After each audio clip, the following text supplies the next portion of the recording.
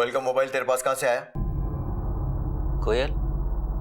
मैं किसी कोयल को नहीं जानता साहब। तेरा मालिक मंदिर तो बोल रहा था कि इसके घर आती है और तू बोल रहा नहीं जानता। हो सकता है, लेकिन मुझे मोबाइल श्यामवीर ने दिया। कौन श्यामवीर? वो पास के 8 बंगले के माथुर साहब का ड्राइवर है। उसके पास कहां से आया? मुझे नहीं मालूम साहब, उसने दिया, मैंने ले लिया।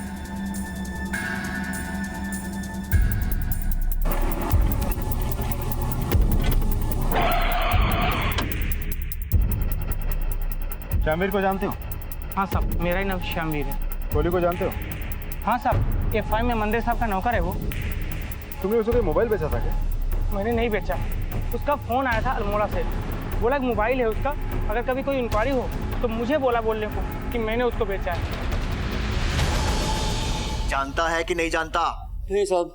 अच्छा, तो फिर उस दिन पीसीओ से उसे फोन क्यों किया था? मुझे नहीं मालूम साहब। तो तेरे मालिक मंदिर से मिलती थी? पता नहीं। फोन करती थी?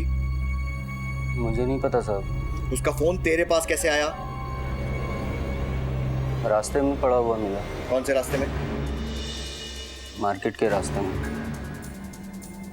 देख, सच सच बता दे कि माजरा क्या है, ये तो बहुत लंबा जाएगा, बता रहा हूँ तुझे। सब सच सच बता तो रहा हूँ साहब, और क्या बोलूँ।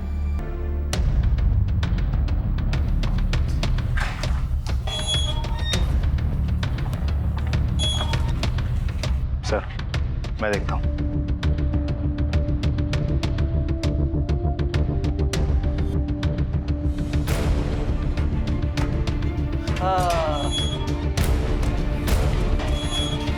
सर, बहुत उसे सच उगलवाया मैंने, लेकिन ऐसा कठिन आरोपी नहीं देखा। कुछ बोलता ही नहीं। ये मुंह खोल नहीं रहा है और ऊपर से फोन पे फोन आ रहा है। दिमाग की नसें फट रही हैं। एक काम करते हैं, थोड़ा ब्रेक लेते हैं, फ्रेश होकर फिर आते हैं। सर, चलो।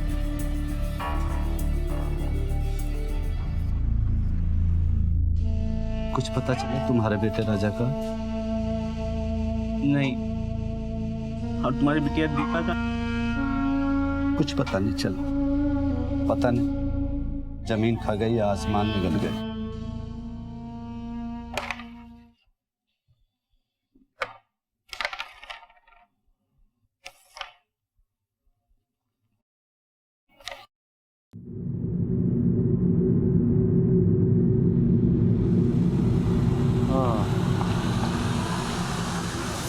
देख भाई, अब बहुत हो गया तेरा नाटक। अब तो सुन मेरी बात, या तो जो कुछ भी हुआ है तू हमें सब कुछ सच सच बता दे, या फिर तेरी लाश निकलेगी यहाँ से। सोच ले, 5 मिनट है तेरे पास, क्योंकि हम तुझे और बर्दाश्त नहीं कर सकते। समझ गया? अब तुझे क्या करना है तू देख ले, हम तो भाई हमारे हिसाब से ही काम करेंगे।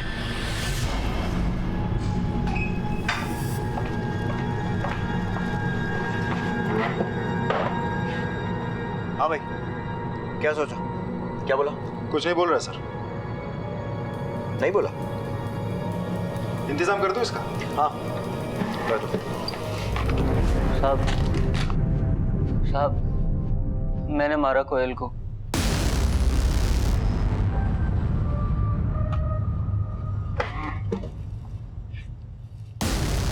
मार दिया? बॉडी का? ठिकाने लगा दिए। किधर? बस फेंक आया। किधर फेंक कर आया? मालूम नहीं। देख, अब तू मजबूर कर रहा है। कैसे यकीन कर ले तेरी बात का?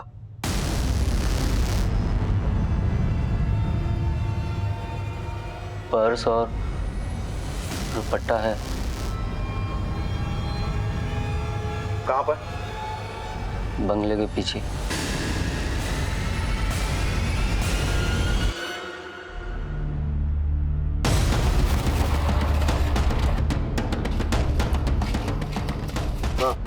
साहब यहाँ।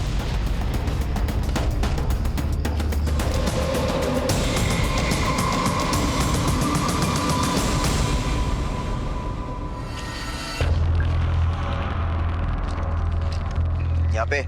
हाँ साहब। कहाँ? वो दुपट्टा और उधर पर्स है। निकालो।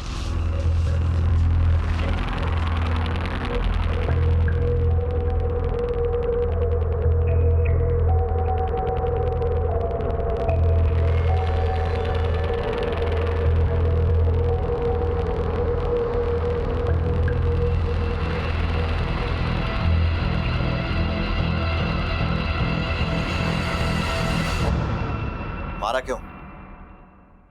देख और भेजा मत खराब कर, नहीं तो। साहब बुलाते थे उसको, धंधे वाली थी, शाम को आती थी, सुबह चली जाती थी। फिर मुझे भी जच गई, मैंने उस रोज फोन किया और आने को बोला। आओ ना। क्यों रे, किस पार्टी के बारे में बात कर रहा था तू? अरे वो एक साहब है, मिलवाता हूँ मैं तुझे बाद में, पहले थोड़ा मुझे भी खुश कर दे। तू चल है, पैसे है ना? कितने? 500। 500 रुपए के लिए ना मैं अपने नाखून ना दिखाऊं। तू दूर बैठ के ना मुझे देख, मैं जा रही हूं। सुन तो, तू तो बुरा मान के देख देख मेरी बात सुन, मैं मजाक कर रहा था। पार्टी से तो मिल के जाना। तू बैठ ना इधर, मैं गर्मा गर्म चाय बना के लाता हूँ, आजा। बेकार में नाराज हो रही है, अक्सर तो आती रहती है इधर, आ बैठ। बुरा मान गई जरा सी बात का। अभी लेके आया मैं चाय। हाँ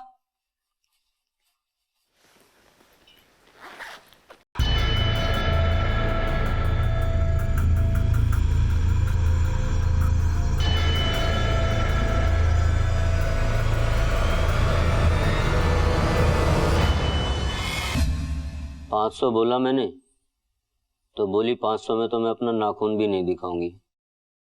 मुझे खुंदक आ गई, मैंने मार डाला। फिर क्या? वो तो मर चुकी थी ना?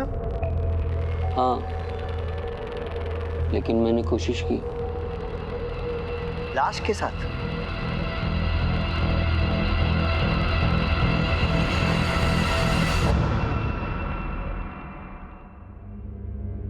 पुलिस ने तहकीकात को आगे बढ़ाते हुए तोली की पत्नी से बातचीत की, लेकिन उसकी पत्नी ने इस बात से इनकार कर दिया और उसने इन हत्याओं का इल्जाम तोली के मालिक मंदेर पर डाल दिया। और अगर मंदेर साहब ने उससे ये सब कराया तो उन्हें सजा मिलनी चाहिए। मैं आपसे कह रहा हूं, मुझे कुछ भी नहीं पता, मेरा कोई लेना देना नहीं है। जो आदमी एक लाश के साथ संभोग कर सकता है वो तो किसी को भी नहीं छोड़ेगा, फिर चाहे वो जानवर हो या इंसान। क्या सोच रहे हैं सर?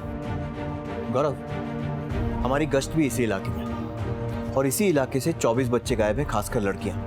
अगर ये सेक्स के लिए इतना पागल है तो हमेशा करता होगा, और इसे कोई ना कोई चाहिए। मतलब ये कि अगर ये कोयल जैसी लड़की का ऐसा हाल कर सकता है तो बच्चे तो सॉफ्ट टारगेट है। कहीं ऐसा तो नहीं है कि ये सारे के सारे मिसिंग बच्चे इसी की दरिंदगी का शिकार हुए?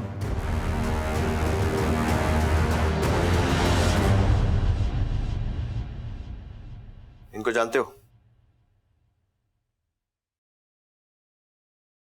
ये जुम्पा है। मैं उस दिन गेट पे खड़ा था, वो भी वहां आई। मैंने उससे कहा नौकरी चाहिए, और मेम साहब से मिलाने के बहाने में उसे अंदर ले गया।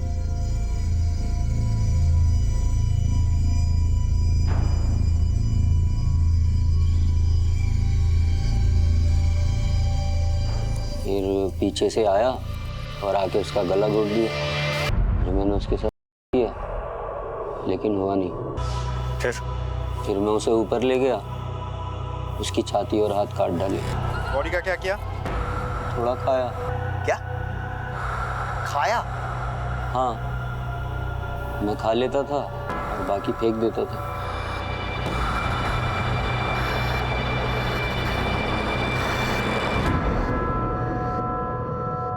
और बाकी बच्चे? ऐसे ही। और उनकी लाशें? वही है, घर के पास। पुलिस के सामने आज एक ऐसा मसला था जो उनके अनुभव और उनकी काबिलियत को चुनौती देने वाला था। एक ऐसा मामला जिसमें आने वाले वक्त में खुलने वाली परतें उनके बर्दाश्त करने और सहन करने की शक्ति का इम्तिहान लेने वाली थी। यहाँ है साहब, कचरे के नीचे। यहाँ खोदो खोदो।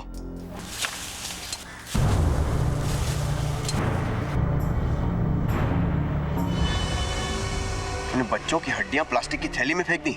मालूम था साहब, बंद प्लास्टिक में बदबू कम आता, इसलिए बंद। और बाकी की हड्डियां कहाँ हैं? पास में नाला है, उसमें फेंक दी।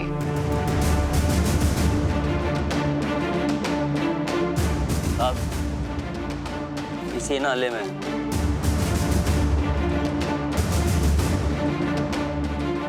नाले में ढूंढने के लिए आदमी बुलवाओ। चलो, हे, पीछे पीछे।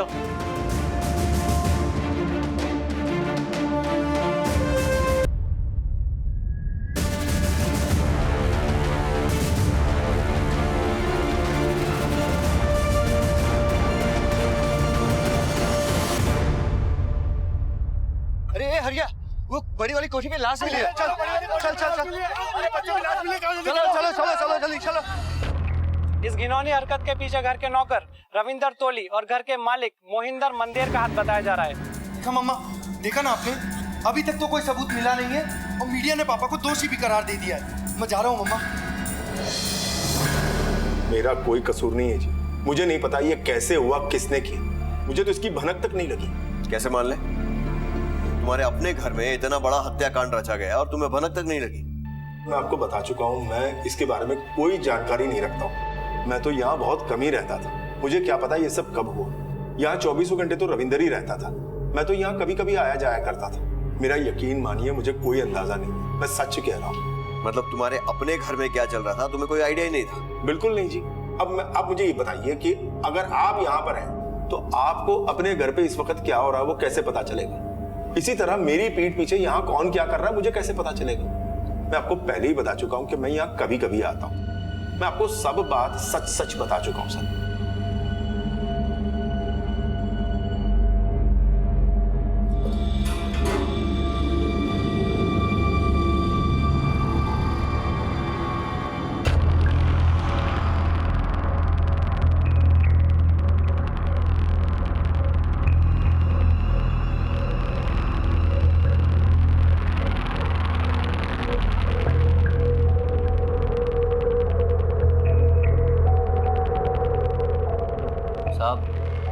मंदिर साहब जब भी चंडीगढ़ से यहाँ आते हैं तो वो यहीं रहते हैं नीचे। तू कहाँ रहता है? मैं ऊपर। लाशें कहाँ काटता था? ऊपर। रास्ता बाहर से है। चल यहाँ। हाँ साहब चल।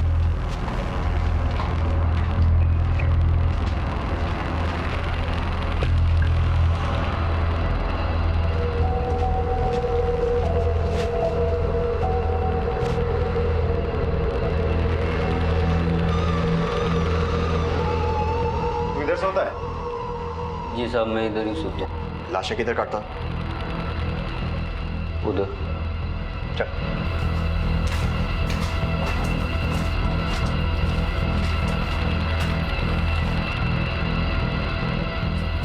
इधर ये बाथरूम में? हाँ साहब इसी बात।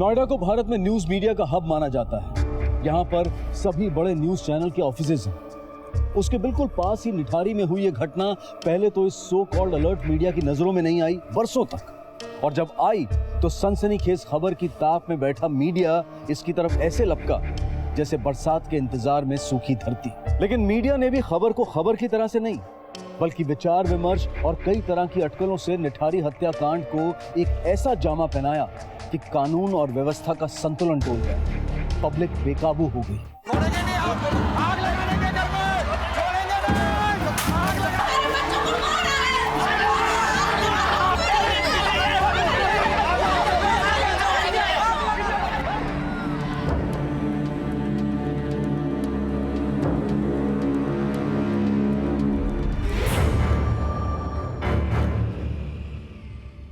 देखिए अब तक 17 से 18 बॉडीज के अवशेष मिल चुके हैं। प्रारंभिक जांच से लगता है कि ये ज्यादातर बॉडीज बच्चों की हैं। ये किन लोगों की बॉडी है सर? ये हम फोरेंसिक जांच के बाद ही बता पाएंगे। सर सुनने में आया है कि घर के नौकर का भी इसमें कुछ हाथ है। देखिए फिलहाल जांच चल रही है तो कुछ कह नहीं सकते। सर आपको क्या लगता है घर के मालिक का भी इसमें कोई रोल है?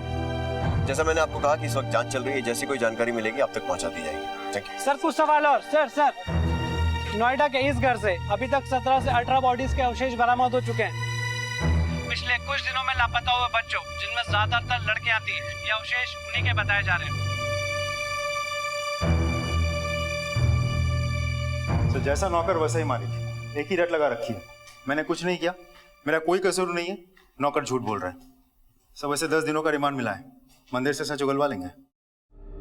ठीक है, लेट्स गो। सर आप समझ लीजिए कि पापा के एब्सेंस में तोली घर का मालिक ही था। वो घर में ऊपर रहता था और उसके आने जाने का रास्ता भी अलग था। अब आप बताइए कि पापा को कैसे पता चलेगा कि तोली ऊपर क्या कर रहा है, ना उनके रहते और ना उनके एब्सेंस में, क्योंकि ऊपर कोई आता जाता था ही नहीं सर। मतलब तुम ये कह रहे हो कि इतने सारे मर्डर हो गए और तुम्हारे पापा को भनक तक नहीं लगी? अच्छा सा वकील कर लो अपने पापा के लिए, क्योंकि वो बचने वाले तो नहीं है।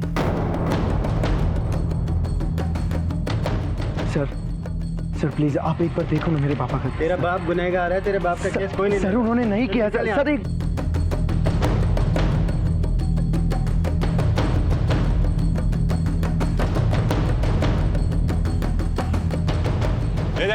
सर पापा मेरे इनोसेंट है सर उन्होंने ऐसे कुछ भी नहीं किया। आप एक बार ये पेपर पढ़ो तो सही। क्यों पढ़ा है अपने बाप को बचाने के चक्कर में?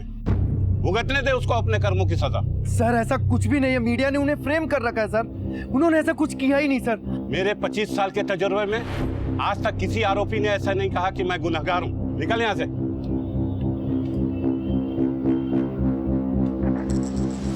जसविंदर सब खत्म हो गया, अब मैं नहीं बचूंगा। पापा आपको भरोसा है ना मुझ पर?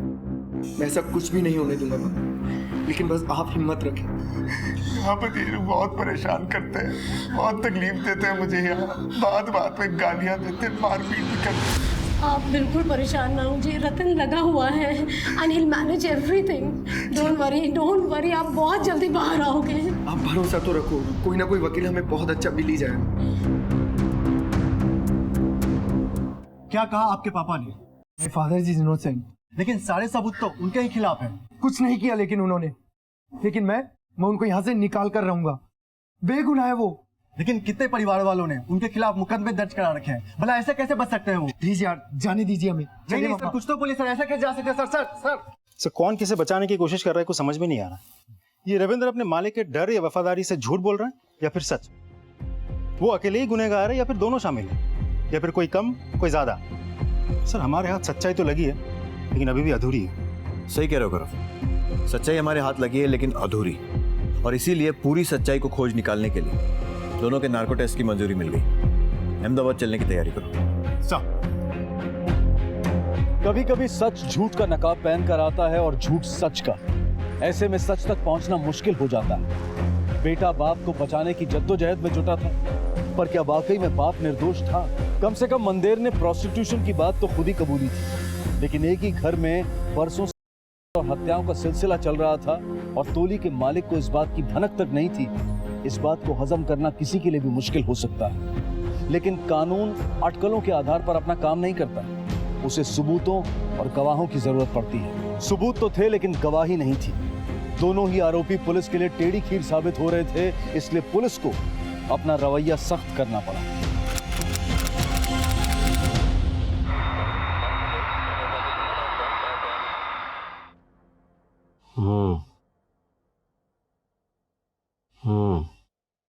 तुमने सब बच्चियों का किया? हाँ। शुरुआत से बताओ। पहले मैंने एक मारा। क्या उम्र थी उसकी? 8 बरस की थी। उसके बाद? हाँ, दीपा। उसकी क्या उम्र थी? 10।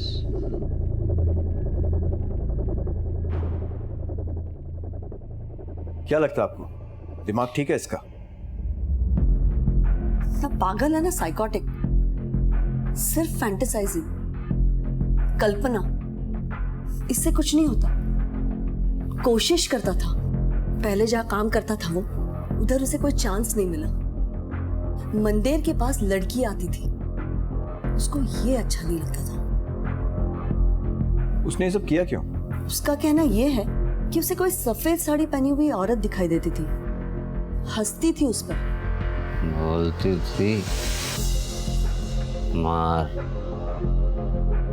काट खा। किल, कट, ईट। सर मुझे तो साइकोलॉजिकल डिसऑर्डर लग रहा है। बच्चों का मांस भी इसी ने खाया? जी, अपने पूरे करियर में ऐसा घिनौना केस नहीं देखा कभी। अच्छा, अपने मालिक के बारे में उसने कुछ बताया? क्या इस सब में उसका भी हाथ है? नहीं।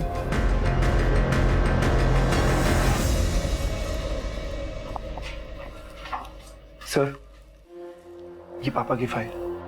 जानता हूँ, देखा टीवी पे। अब बेकार आए हो इधर, आपका केस कोई नहीं लेगा। सर एक बार आप फाइल तो देखिए सर प्लीज। ये देखिए सर, जब जब मर्डर हुआ पापा वहाँ थे ही नहीं सर। ये उनके कॉल रिकॉर्ड्स, ये देखिए सर, और ये उनकी लोकेशन। सर बिना सच्चाई जाने तो कोर्ट भी फैसला नहीं लेता सर। आप एक बार फाइल तो चेक कीजिए। लो।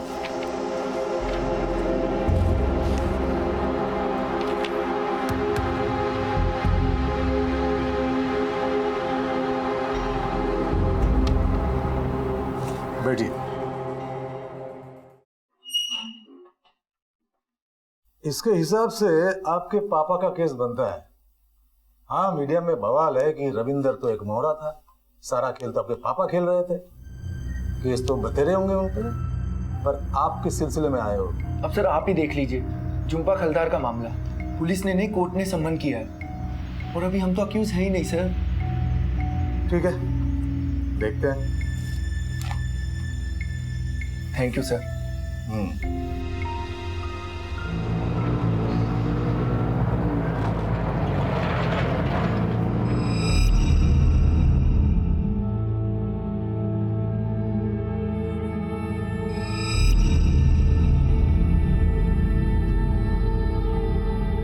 2 साल गुजर चुके थे और किसी भी अभियुक्त को सजा नहीं हुई, इसलिए लोगों में आक्रोश बढ़ने लगा था और मामले की नजाकत को देखते हुए केस सीबीआई के हवाले कर दिया गया।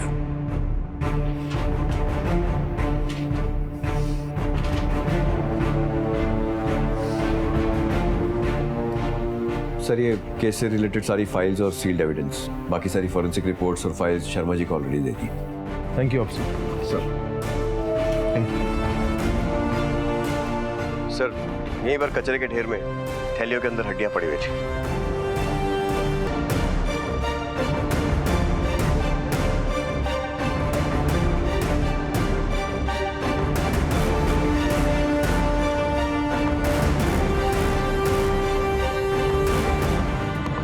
सर, मंदिर के बेटे रतन ने ये एविडेंस भेजे हैं सर। इसके मुताबिक वारदात के टाइम पे मंदिर यहाँ निठारी पे था ही नहीं। शर्मा, तुम एक काम करो, हर विक्टिम के घर जाओ और कुछ ऐसी जानकारी हासिल करने की कोशिश करो जो पहले हमारे रिकॉर्ड में ना हो। ये सारे विक्टिम मजदूर लोग हैं जो काम के लिए घर से बाहर जाते हैं और अपने बच्चों पर ध्यान नहीं दे सकते, तभी मुजरिम अपना काम करे। यस सर, माँ बाप अपने काम धंधे में रह गए, अपने बच्चों के लिए उनकी गफलत ने जुर्म का एक नया बीज बो दिया। शर्मा, एक काम करो, तुम सबके माँ बाप का डीएनए टेस्ट करवाओ। आई नो ये थोड़ा लंबा प्रोसीजर है, इसमें टाइम लगेगा। सबसे बात करो और सबको यकीन दिलाओ कि कानून अपना काम मुस्तैदी से कर रहा है, पूरी जिम्मेदारी से कर रहा है। कानून की नजरों में सब एक है, सबको इंसाफ मिलेगा। सर,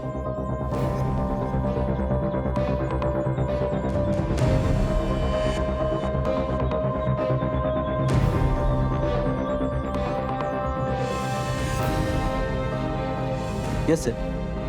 ठीक है सर, मैं आता हूँ सर, मैं आता हूँ। क्या हुआ, किसका फोन था? सीबीआई वालों का फोन था, और मरे हुए बच्चों का रिपोर्ट बताने वाले हैं। अब बैठ इधर, तू टेंशन मत ले, इस रिपोर्ट में अपने बच्चे राजा का नाम नहीं है, कुछ नहीं होगा अपने बेटे को। मैं जा रहा हूँ, सर से मिल के आता हूँ, तुम टेंशन मत लो, ठीक है?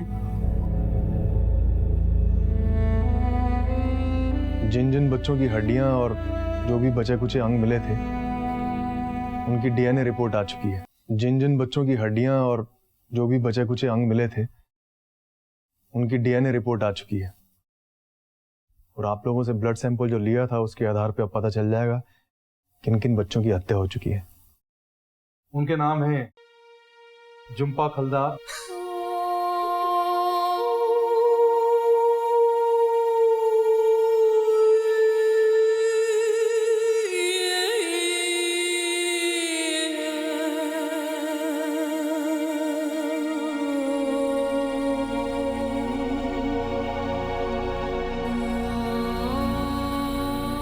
झुम्पा खालदार। इस मामले में चार्जेस जघन्य नहीं है, ह्यूमन ट्रैफिक एक्ट यानी अनैतिक देह व्यापार और हार्बरिंग, मतलब अपने काम निकालने के लिए किसी और को उकसाना।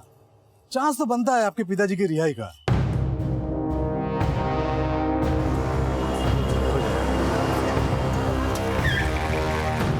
आ गया क्या? मैंने इसे छोड़ूंगा नहीं मैं।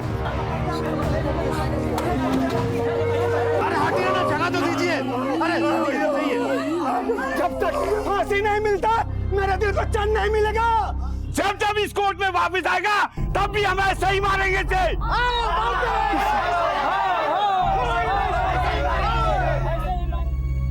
घटना के रोज यानी 12 मई 2006 को मेरे क्लाइंट मिस्टर मंदिर तो निठारी में थे ही नहीं। ये इनकी मोबाइल लोकेशंस आप खुद ही देख लीजिए। आदमी की लोकेशन में और फोन लोकेशन में अंतर होता है। बच्ची को किस दिन मारा और कितने दिन कैद में रखा कौन जानता है? योर ऑनर, साइंटिफिकली ये प्रूव नहीं हुआ है कि बच्चों की हत्या एग्जैक्टली कब हुई थी। मिस्टर मंदिर तो निठारी में रहते ही नहीं थे, बस आना जाना लगा रहता था। इनका घर परिवार चंडीगढ़ में और कारोबार दिल्ली में, और ना जाने कहां कहां इनके हजारों क्लाइंट्स। इसीलिए ऑनर, अपनी काली करतूतों पर पर्दा डालने के लिए इन्होंने निठारी जैसी बस्ती को चुना। गरीब और पर्दे से आए हुए बेसहारा लोगों को टारगेट किया। हर मोड़ पे गरीबों को धुतकार मिली है। इसी का फायदा उठाकर इन लोगों ने जघन्य अपराध को अंजाम दिया है। इन्हें पता था कि उन गरीबों के आगे पीछे कोई नहीं है। योर ऑनर, रविंद्र तोली ने हत्या की है और इंसान का मांस खाया है, और ये सब उसने मिस्टर मंदिर के कहने पर किया है। मैडम, हमारे सीबीआई ऑफिसर की टीम वहां मौका वारदात पे गई थी। उन्हें वहां जो सबूत मिले हैं उनके बारे में सीबीआई ऑफिसर अमित बैल आपको बताएंगे। मिलॉर्ड, जब दोबारा उस घर के कोने कोने को छाना गया तो हमें पोर्नोग्राफी मटेरियल, सीडी और कॉल गर्ल्स के नंबर्स और उनकी डिटेल पता चली, जो माननीय अदालत में हम जमा करा चुके हैं। आई ऑब्जेक्ट योर ऑनर, ये सारी दलीलें बेबुनियाद है। किसी घर में ऐसे चीजों का पाया जाना यह साबित नहीं करता कि वो ऐसे संगीन अपराध का मुजरिम है। ये सारी चीजें तो किसी भी घर में मिल सकती है। लेकिन कोई भी आदमी घरों में लड़कियां नहीं लाता। इस बात के कई गवाह पेश किए जा चुके हैं। खुद मोहिंदर सिंह मंदिर का साइन किया हुआ कन्फेशन है। योर ऑनर, पुलिस ने मिस्टर मंदिर से पूरे कागज पर दस्तखत लिए हैं। इन्होंने अपने होशो हवास में जानते बूझते किसी गुनाह को कबूल नहीं किया है। आप खुद ही देख लीजिए, सीबीआई ने भी पुलिस के उन दस्तावेजों का संज्ञान नहीं लिया है। योर ऑनर, उन कागजों को इकबाल जुर्म नहीं माना जा सकता। इस मनोवृत्ति का आदमी क्यों ये सब अपराध नहीं कर सकता? योर ऑनर, सारे सबूत इशारा कर रहे हैं कि मोहिंदर सिंह मंदिर अपराधी है। उन्हें सजा मिलनी चाहिए। Thank you ma'am. मैं डिफेंस की ओर से दी गई दलीलों से संतुष्ट नहीं हूँ। ये कोर्ट मिस्टर मोहिंदर सिंह मंडेर पे आईपीसी धारा 302 और 120 बी के तहत और एब्डक्शन के मामले में केस चलाने के ऑर्डर्स देती है। अदालत ये मानने से भी इनकार करती है कि इनके घर में इतने सारे कत्ल हुए और इन्हें पता भी नहीं चला। ये कैसे हो सकता है? ये नामुमकिन है कि इनके घर में इतनी वारदातें हुई और इस बात का इन्हें बिल्कुल अंदाजा नहीं। जुम्पा खलदर की हत्या वाले दिन मिस्टर मंदिर वारदात की जगह पर मौजूद थे, ये साबित हो चुका है।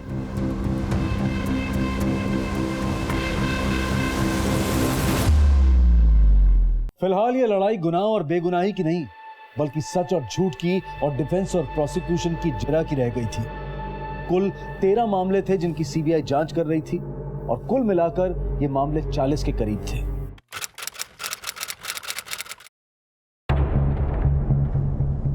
मैडम, रविंद्र तोली का रिकॉर्डेड कन्फेशन है हमारे पास। मैं उसे चलाने की इजाजत चाहूंगा। इजाजत है। धन्यवाद।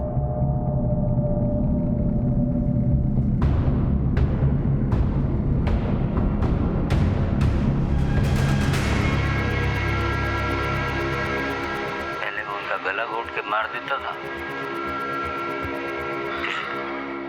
अपना मन पूरा कर लेता था, फिर काट लेता था, धोके खा लेता।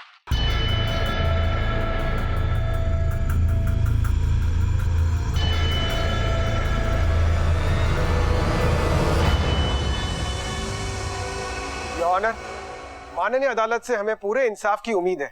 तमाम गवाहों, डॉक्यूमेंट्री एविडेंसेस और अन्य साक्ष्यों को जांचने के बाद यह अदालत कन्विक्ट 271 रविंद्र टोली और कन्विक्ट 529 मोहिंदर सिंह मंदेर को झुम्पा खलदर की हत्या और के जुर्म में आईपीसी की धारा 302, 120B के तहत दोषी करार मानती है।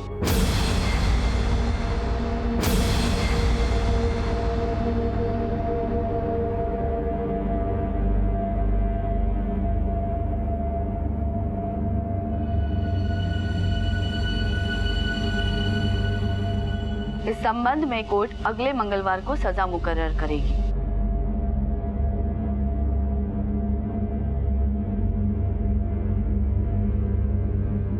एक अमीर आदमी को फांसी पर चढ़ाना चाहते हैं ये लोग, फिर चाहे वो गुनहगार हो या नहीं। और अब मीडिया वालों को क्या चाहिए? आप लोगों के लिए तो न्यूज़ बनती है, क्यों? लेकिन मैं अपने पापा का आखिरी सांस तक साथ निभाऊंगा, लड़ूंगा उनके लिए, क्योंकि हमारे साथ न्याय नहीं अन्याय हुआ है। अन्याय हुआ है हमारे साथ। रतन, 2 मिनट सर, बात तो करने दीजिए। हाँ, कर लेना, 2 मिनट बात तो कर लेने दो। इंटरव्यू तो बनता है सर। बनता है भाई, सांस तो लेने दे। हाँ, भाई सॉरी, लेकिन मुझे लग रहा है कोर्ट तुम्हारे पापा को मौत की सजा देने वाली है। अब एक ही रास्ता है, देने दो कोर्ट को मौत की सजा। इसके खिलाफ मत जाओ, बाद में हम हायर कोर्ट में अपील करेंगे। उससे क्या होगा? देखो, डेथ सेंटेंस के खिलाफ अपील जल्दी आती है। उम्र कैद में 20-20 साल लग जाते हैं। नो रिहाई, नो बेल। बोलो, क्या कहते हो?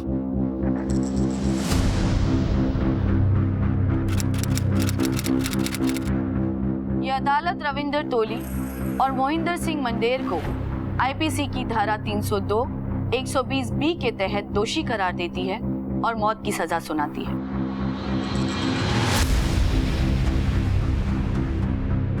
To be hanged till death.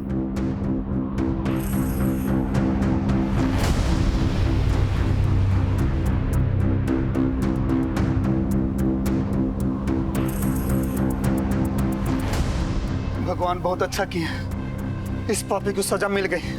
आज के बाद अमीर और गरीब सबके बच्चे बच जाएंगे।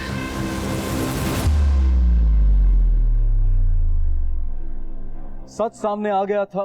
गुनहगारों को सजा मिल चुकी थी, लेकिन रास्ता अभी और भी तय करना था। कई परिवारों को न्याय का इंतजार था और इसके अलावा अपराधी अपने आप को बचाने की तमाम कोशिशें करने वाले थे। झुम्पा खलदर को न्याय मिल चुका था, लेकिन दीपा की मां अब भी न्याय के लिए अपना सर पटक रही थी। साहब, मेरी बेटी दीपा को इंसाफ कब मिलेगा? देखिए, अभी तो केस की शुरुआत हुई है। भरोसा रखिए, माननीय अदालत पूरा इंसाफ करेगी। साहब, मेरी बेटी को भी इंसाफ दिलाओ। आप भरोसा रखिए, उन्हें इंसाफ जरूर मिलेगा। एक के बाद एक खुलासे होते जा रहे थे। इंसाफ की तरफ उम्मीद भरी नजरें बढ़ती जा रही थी। सीबीआई की एक टीम ने बाकी केसेस के सबूत भी इकट्ठे करने शुरू कर दिए। छोटी से छोटी जानकारी को भी बटोरा जा रहा था। इतने बड़े और घिनौने जुर्म का पर्दाफाश हुआ था। लोगों को जुर्म के तरीके पर हैरानी थी। छोटे बच्चों से लेकर बड़ी महिलाओं तक किसी को नहीं बख्शा गया था। ऐसे वाकयात भारत देश में कम ही सुनने को मिलते हैं। मीडिया ने भी इस केस को जमकर माइलेज दी। आखिरकार इस ऐतिहासिक केस की ऐतिहासिक फैसले की घड़ी आ ही गई। दीपालाल हत्या और केस में यह अदालत मोहिंदर सिंह मंदेर और रविंद्र तोली को सजाए मौत का पात्र मानती है। To be hanged till death. Koyal Harilal case में ये अदालत मोहिंदर सिंह मंदेर और रविंद्र तोली को कसूरवार ठहराते हुए सजाए मौत देती है।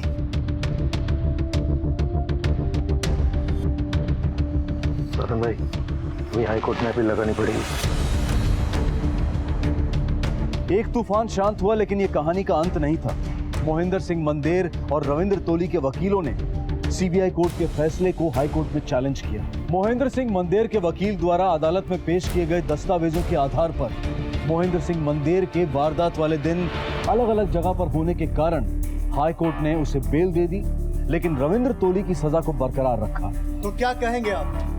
हमारे बेटे के साथ अन्याय हुआ है, ये कोर्ट का फैसला गलत है। कोर्ट ने उसे रिहा करके बहुत गलत किया। हम सुप्रीम कोर्ट में अपील करेंगे, हम नहीं छोड़ेंगे उसे, नहीं छोड़ेंगे। Thank you very much sir. अरे रतन भाई, अभी तो सिर्फ झुम्पा खालदार मामले में बरी हुए आपके पापा, अभी भी 18 केसेस और है, रास्ता लंबा है।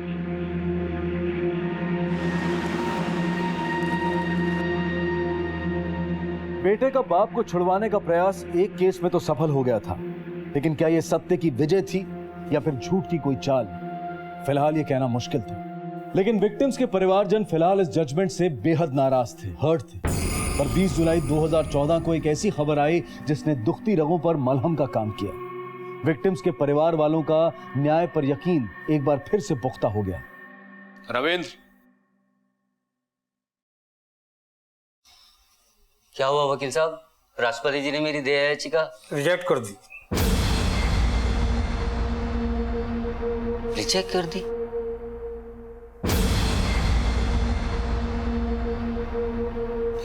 फिर क्या? मौत की सजा।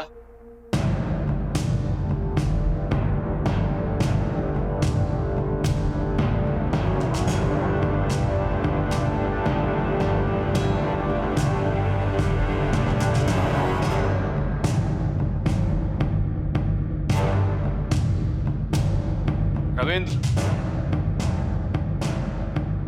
तुम्हारी फांसी टल गई है 6 दिनों के लिए। 6 दिन के लिए? तुम्हारी फांसी पर स्टे लग गया है 1 दिसंबर तक। पर फांसी तो फिर भी होगी ना?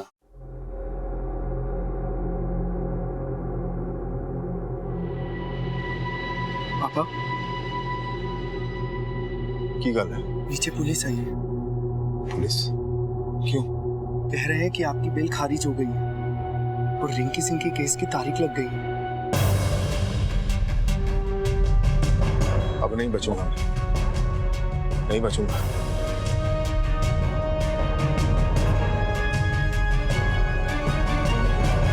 आपके बेटे राजा का डीएनए आपके ब्लड से मैच हो गया। माँ बाप के लिए अपने बच्चे की मौत से बड़ा दुख और कोई नहीं हो सकता। कानून की पेचीदगियों के साथ लाख आंख मिचोली खेलने के बावजूद मंदेर और कोली को उनके किए की सजा मिल ही गई। इस केस में एक वो वक्त भी आया जब सुप्रीम कोर्ट ने मौत की सजा को उम्र कैद में तब्दील कर दिया, लेकिन फिर एक के बाद एक केसेस में मौत की सजा मिलने के कारण मंदेर और तोली के अपराधों का मामला रेयरेस्ट ऑफ रेयर के दायरे में जा पहुंचा। आखिर 2015 में माननीय सुप्रीम कोर्ट की एक बेंच ने तोली की मौत की सजा को कायम रखा और मंदेर भी आज मौत की सजा के साए में जी रहा। 2017 में उच्चतम न्यायालय ने एक बार फिर से दोनों ही अपराधियों को दोषी मानते हुए एक और केस में फांसी की सजा सुनाई। 8 मामलों में अब भी आखिरी फैसला आना बाकी है। कई परिवार अपने बच्चों के संबंध में न्याय का इंतजार कर रहे हैं। कई ऐसे भी हैं जो मारे जा चुके हैं, जिनकी शिनाख्त नहीं हो पाई है और जिनके परिवारजन अपने आप को न्याय से वंचित महसूस करते हैं। इस मामले की जघन्यता और क्रूरता के कारण और जबरदस्त सेंसेशनलिज्म की वजह से इसके तथ्यों और सच के साथ काफी खिलवाड़ हुआ। अगर ऐसा ना होता तो शायद ये मामला जल्द ही अपने फैसले पर पहुंच जाता। वासना और दरिंदगी के मार्ग पर चलकर आज तक कोई नहीं बचा है, किसी का उद्धार नहीं हुआ। इनफैक्ट जो उस राह पर चला है उसका विनाश हुआ है, फिर चाहे वो कंस हो, रावण हो, तोली हो या मंदेर। इसी विचार के साथ मैं अनूप सोनी अब आपसे विदा लेता हूं। फिर मुलाकात होगी अगले एपिसोड में एक और चौंका देने वाले केस के साथ। तब तक अपना और अपने परिवार का ख्याल रखें और देखते रहें क्राइम पेट्रोल डायल 100 सबक एक को सीख हम सबको। जय हिंद।